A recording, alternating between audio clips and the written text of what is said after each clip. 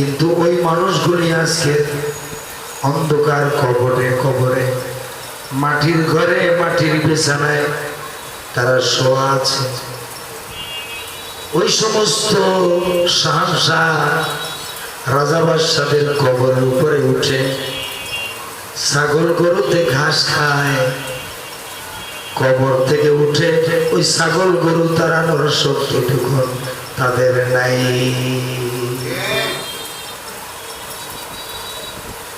আমরাও মাটির মানুষ, ওই মাটির সাথেই আমাদেরকে মিশে যেতে হবে।